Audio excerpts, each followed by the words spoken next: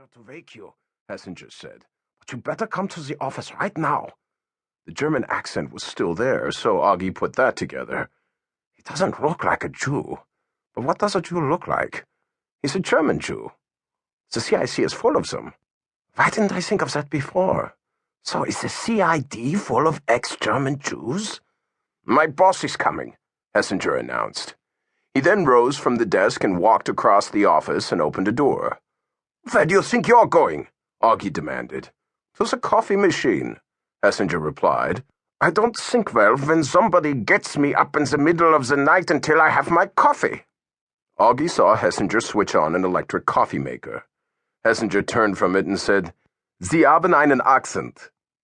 I have an accent? What's that, chubby, the pot calling the kettle black? Hessinger went on.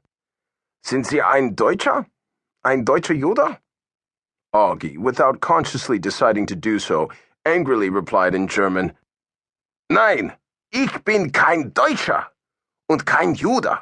Ich bin ein gottverdammter Amerikaner. Meine Familie ist amerikanisch, seit der gottverdammten Revolution gewesen. Hessinger nodded, then replied in English, If you've been American since the Revolution, that makes you a Pennsylvania Dutchman. I know a great deal about you people. You people? Augie repeated incredulously. Gilbert du Motier, Marquis de Lafayette, went to General Washington and told him that the peasants conscripted to serve in the Landgraf de Hesse-Kassel's regiment of infantry, commonly called the Redcoats, were unhappy with their lot, and could probably be induced to desert if they were offered 640 acres of land and a mule. Washington thought it was a good idea, and told the Marquis to give it a try. It succeeded. About 30% of the regiment went, as we say, over the hill. Where do you live in the States? Bucks County, Pennsylvania? Augie replied without thinking. Bucks County, outside Reading. When I heard your Hessian accent, I should have put it all together.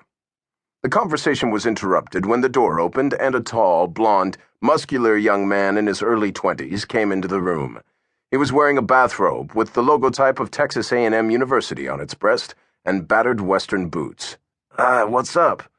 He's from the CID, Hessinger replied. He says somebody shot Claudette. Jesus H. Christ, is she all right? Who are you, sir? Augie asked. I asked if Claudette is all right. What the hell happened? The woman. Her name is Claudette Colbert, the young man said. So who are you? Augie asked. Freddie, show him your DCI credentials. Mine's in my room. Yes, sir, Hessinger said. He walked to the wall, moved an oil painting out of the way, and began to work a combination lock.